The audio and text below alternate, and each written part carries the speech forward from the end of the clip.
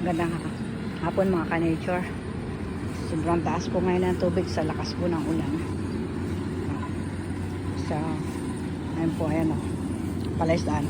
Nagpa-harvest po kami. Sobrang taas po ng tubig. Hindi nakadala po ng maya.